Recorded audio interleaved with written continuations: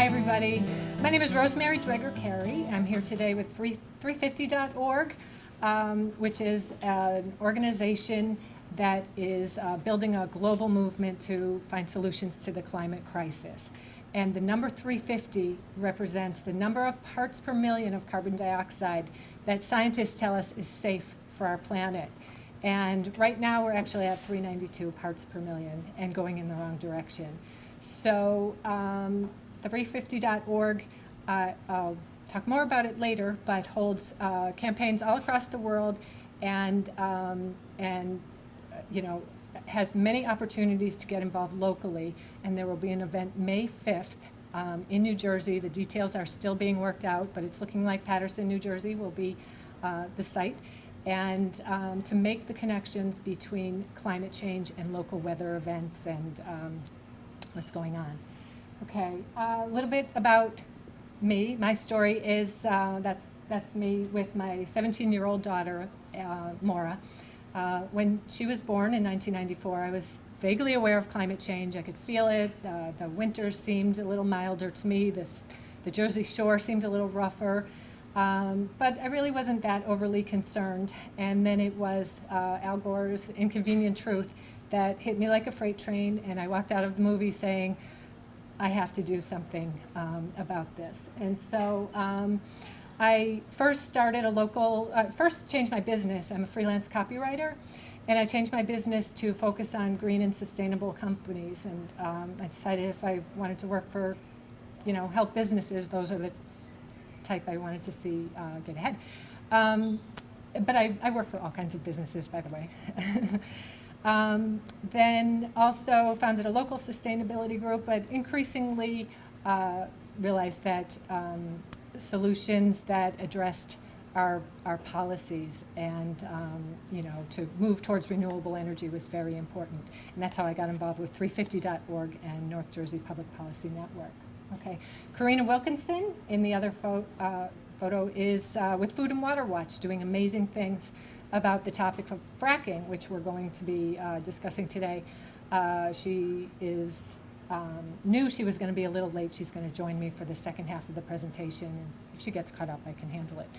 Okay, so we're here today to talk about fracking, an extreme form of energy extraction that is the subject of a lot of controversy. You might have heard these things. Fracking will poison your water. The other side will say, oh no, it creates jobs. Here's Karina now. Okay, fracking is dirty. No, it's just a few bad actors. It hurts local environments. Our best practices will protect you.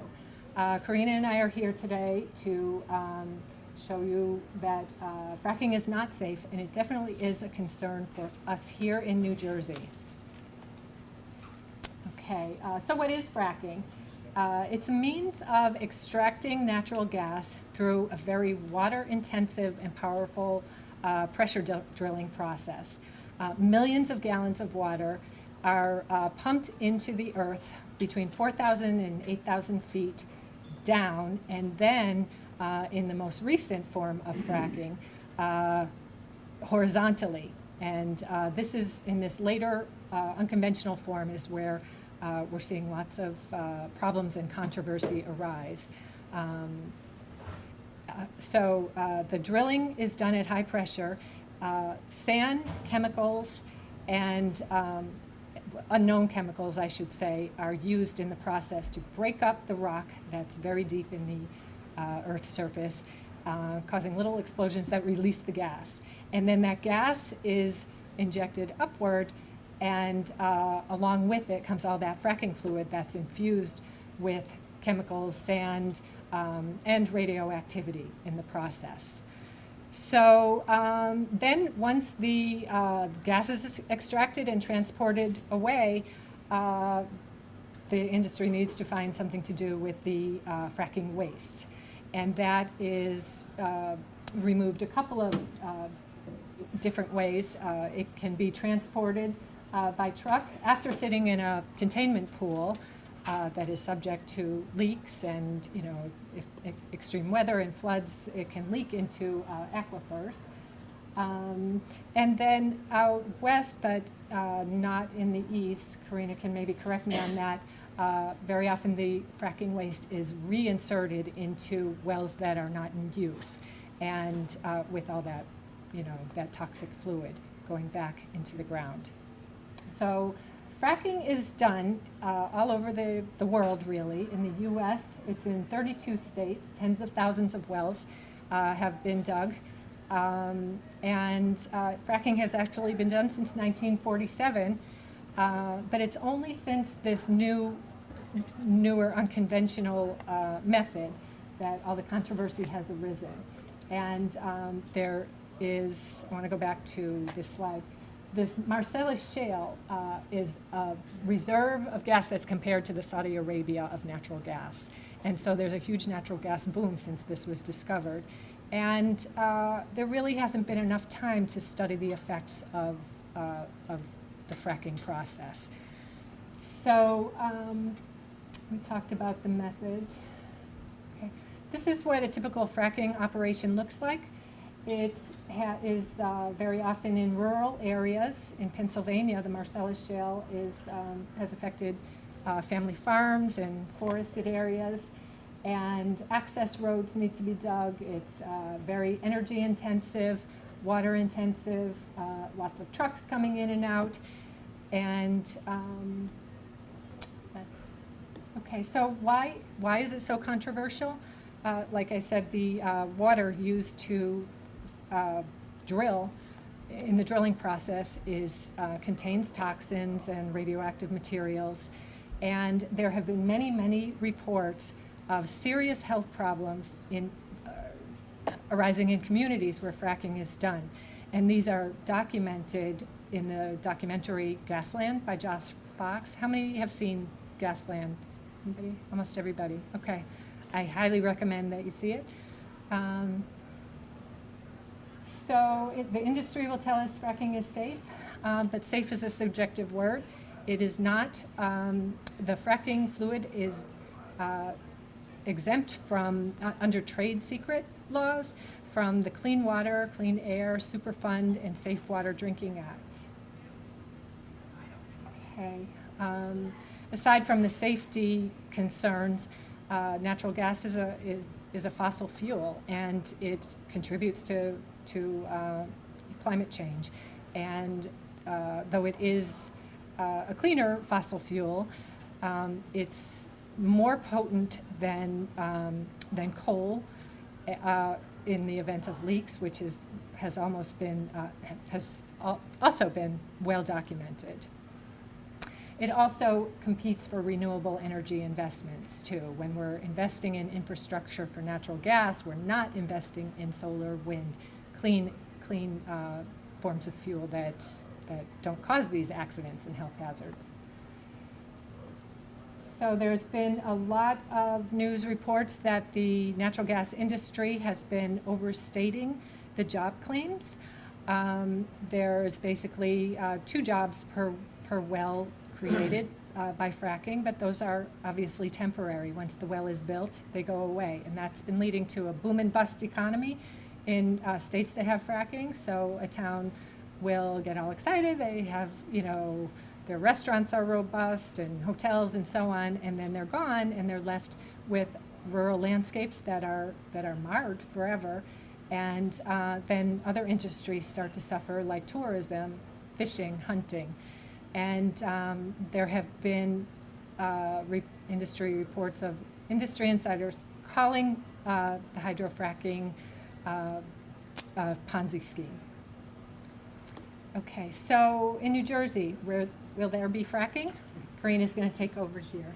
Hi, my name's Karina Wilkinson. I'm from Food and Water Watch. We're a consumer advocacy group that works to protect our drinking water and our food supply.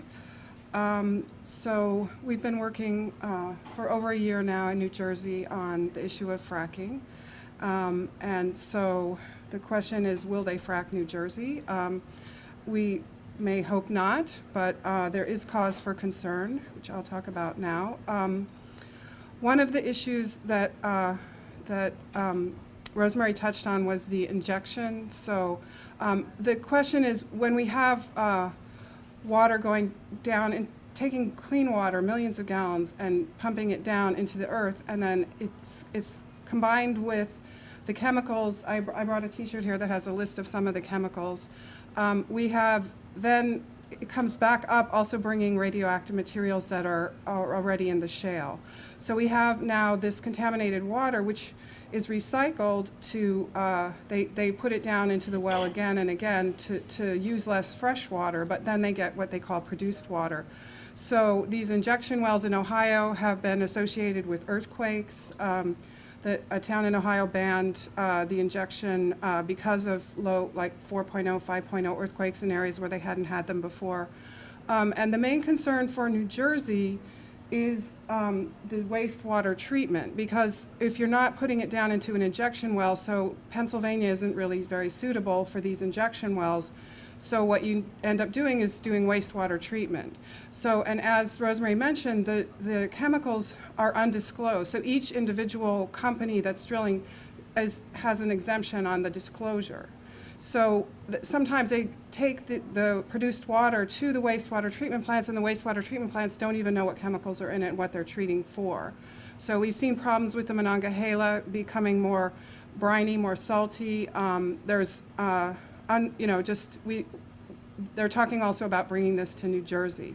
So we have already documented shipments in Elizabeth from a company called Lorco Petroleum getting shipments of fracked wastewater. So, and the other points here are that it's just a competition for other uses of our water, and if we're taking that much water, say out of the Delaware, that's reducing our clean water that supplies. Okay, so, and here's a picture of, to see why we're not under direct threat of fracking happening in New Jersey, because the Marcellus Shale is mainly over Pennsylvania, New York, down to West Virginia, even Maryland. It really doesn't hit New Jersey. But they have talked about Marcellus Shale as being the opening act, and that underneath, so the Marcellus Shale is about a mile down. The Utica Shale is 2 miles down. And so when they get to the point of wanting to frack the Utica Shale, then we're going to have to start worrying about them actually fracking in New Jersey. So the main problems besides the wastewater that could be a direct impact to New Jersey are the infrastructure. So we know that once you get this gas out of the shale, then you need to transport it by pipelines to the markets, where the markets are. And we have 4 New Jersey projects that are coming our way, some in various states of approval or construction, expansion, et cetera. And one of the big issues about having, we have 4 different companies. So you see here 4 New Jersey pipelines. We have Transco, Tennessee Gas Pipeline. That's a Tennessee Gas Pipeline company. We have Spectra, and we have Liberty Gas, which is putting in an application for a liquefied natural gas port, offshore port, which would connect to a pipeline. So all these companies come in kind of willy-nilly and make their application, and there really isn't any planning about where these pipelines are going to go. Each one is just individually approved. The other part is that our Governor Christie's master plan, energy master plan, includes 4 new gas power plants. So we may see more pipeline expansion coming to those gas power plants that he's proposed. In the master plan, he praises the fracking that's going on in Pennsylvania in a number of times. So then this is also the ways that they move the fracking waste around involves trucking. The way that they move water around involves trucking. In Pennsylvania, they've seen a lot of damage caused when the companies come in and they use the roads with these trucks and these construction projects, and then they go away, and you've got, I've heard of potholes the size of cars in rural roads in Pennsylvania that the townships can't afford to fix. So you get that kind of problem. And then Rosemary already talked about the temporary out-of-state workers coming in. We've seen a loss of local control. So both in New York and Pennsylvania, Municipalities have tried to ban fracking, and there's legislation that just passed in Pennsylvania which actually financially punishes towns that put in place a ban, and they're fighting over it very, very hard in New York, 'cause fracking hasn't really started in New York yet. They're waiting for their Department of Environmental Conservation to put in place the regulations that would be required for them to frack. So the towns in the meanwhile are voting to ban it, including Buffalo, and they're being taken to court. And we just had a recent ruling, two recent rulings by judges saying that the towns are allowed under New York state law to ban fracking. They've upheld that, but the industry's going to come back and keep this going in the courts as much as they can. So that's what we mean by loss of local control, where either the state or the companies are trying to take control away from municipalities as to whether they can outlaw it in their town. So also the loose regulation and the loss of, the loose oversight. So for the pipelines, we know that after these explosions, each time there's, like the San Bruno explosion a year and a half ago that killed, it was either 8 or 9 people, there were many reports about how the Pipeline Safety Administration is not doing enough inspections. They're like every other federal agency that's had cutbacks. They don't have enough inspectors. And so there's the oversight that we need for just the pipelines and also for the drilling just isn't there. So, and so now I'll show you this. This is a picture of a pipeline being constructed. So this is Tennessee Gas Pipeline.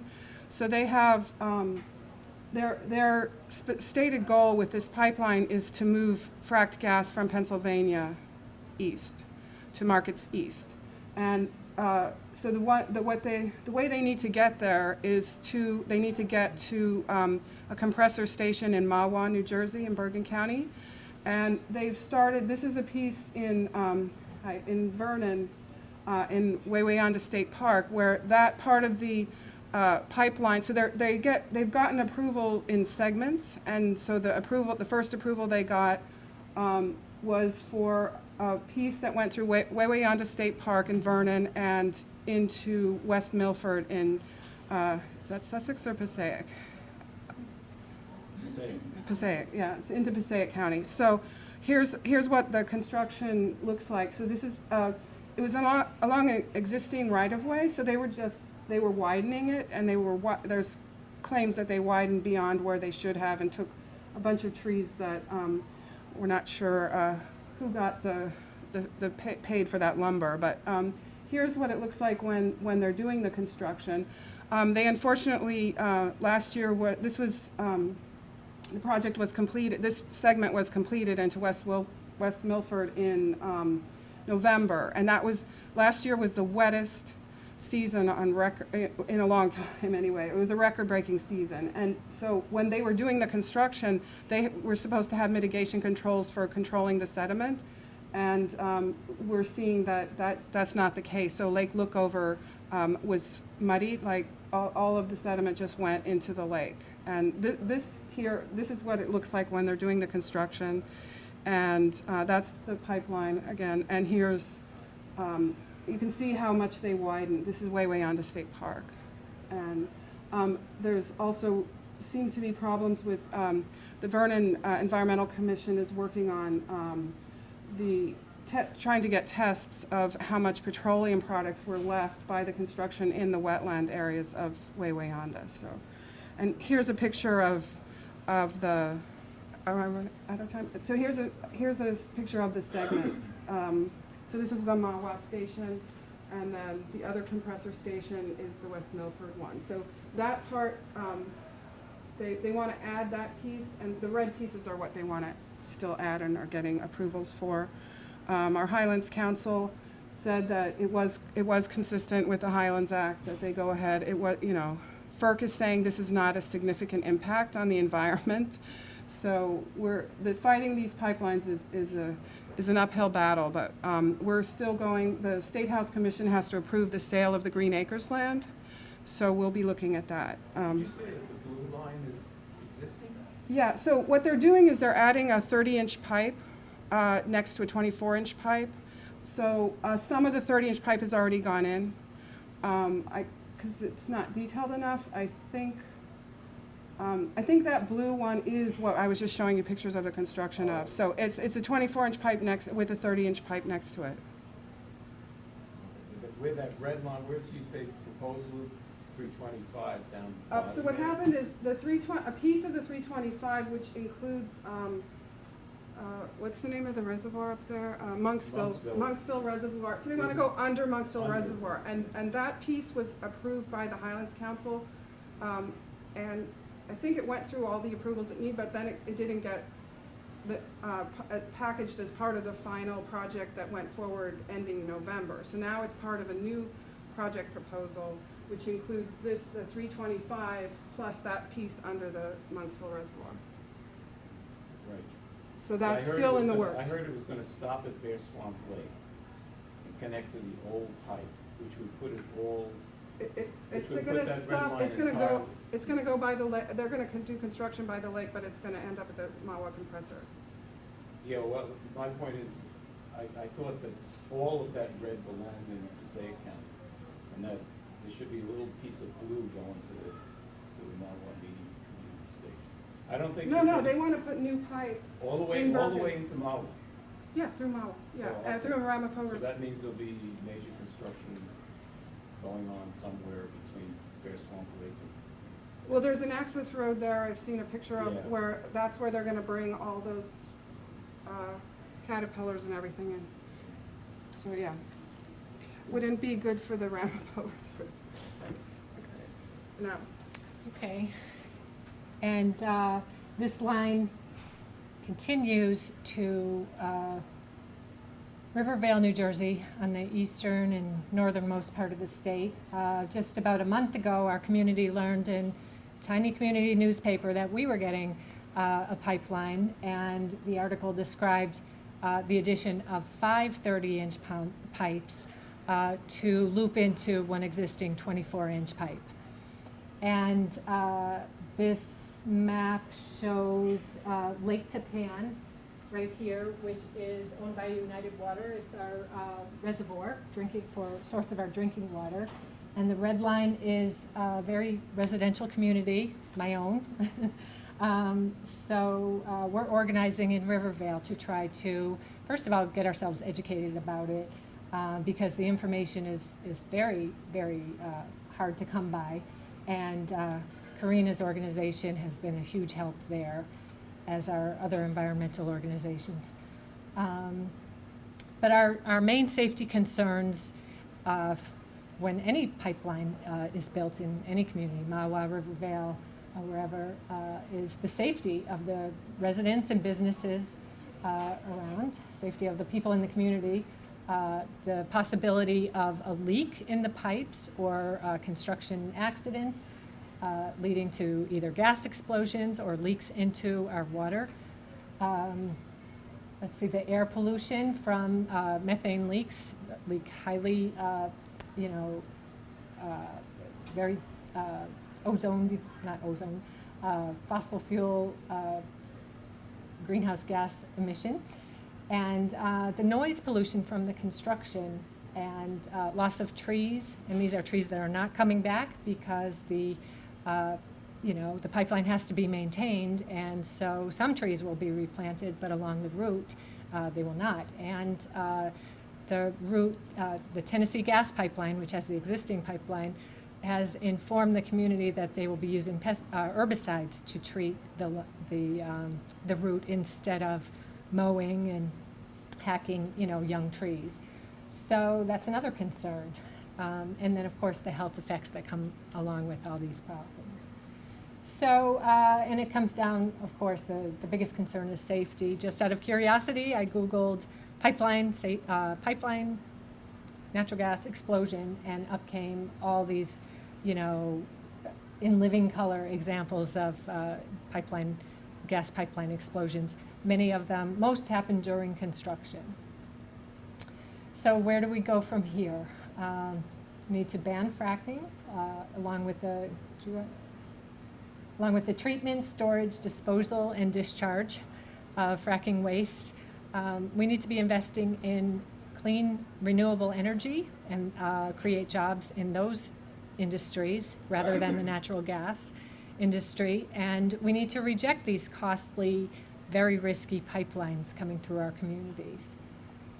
So what you can do become a fractivist, join an organization like Food and Water Watch, or get involved locally with, I'm sure there will be or is a Stop the Mawa pipeline, or 350.org to show your commitment to finding climate solutions. And I promise you, you will meet wonderful people and have a lot of fun along the way, and know that you're doing something to bring about a more sustainable world.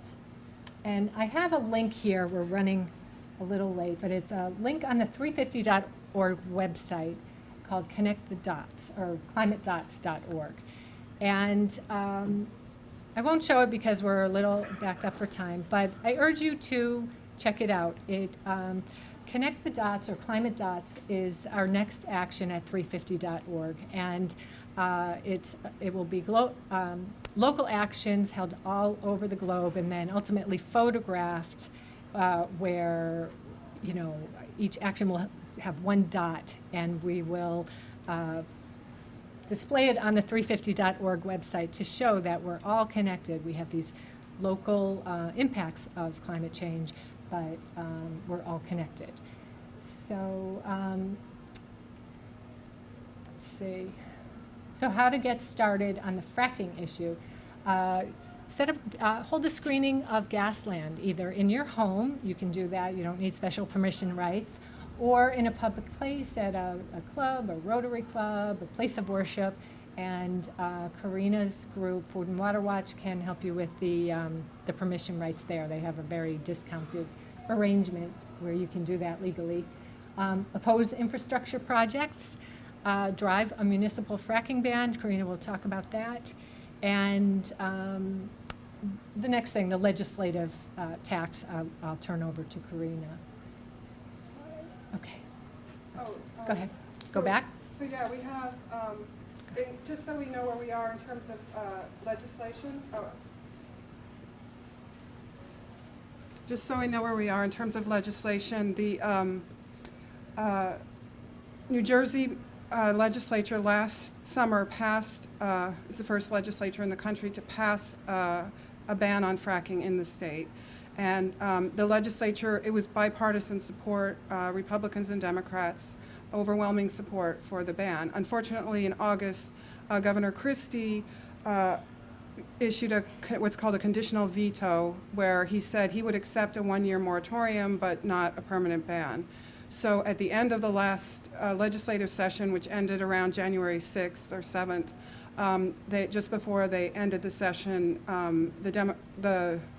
the leadership called a vote, and they went ahead and did the one-year moratorium instead of calling a vote to override the veto. So what we have now in place from that time in early January is a one-year moratorium on fracking in New Jersey. So what our organization is trying to do is work in that year time frame to get a permanent ban, again through the legislature, and then beyond a veto, any veto that the governor might issue of it. So that's number one, is to just ban. We would be the first state in the nation to have a permanent ban if we were to achieve this. And the other piece is to act more directly to the wastewater that's coming in, and we have legislation introduced in both the Assembly and the Senate that would ban the wastewater from coming in. So this is where you come in. We have petitions supporting that ban on the wastewater, and then I also have a petition opposing the Tennessee gas pipeline. And we're asking people to make calls to the Senate Environment Committee Chair, Senator Bob Smith, and the Assembly Environment Committee Chair, Grace Spencer, to let them know that we want them to post the wastewater bill for a vote. So it has to, before it can be, that's like the first step in getting it passed. After it gets introduced, which it has been, then it has to go through a committee to get to the floor of either the Senate or the Assembly. So we're calling to ask the Environment Committee chairs to post it for a vote so it can go to the next step, go get to the floor for a vote. So if I have flyers, and if anyone wants to take flyers, if you have a community group that you're involved in, or around campus, if you want to pass these flyers around to get people to make the phone calls. And I really appreciate your filling out the petitions. So our call-in day is aimed for April 12th. We're trying to generate a lot of calls on that day, but you can really just call any day. It would be great. And I have a few, we have a lot of materials. We have reports. One's called the False Job Promise, about how fracking is supposed to bring all these jobs. I also have a fact sheet on a federal piece of legislation called the Nat Gas Act, which provides subsidies to the oil and gas industry, and we're trying to defeat that, to sort of roll back some of these subsidies, because we don't think that oil and gas companies need subsidizing right now in this economy. So thanks very much.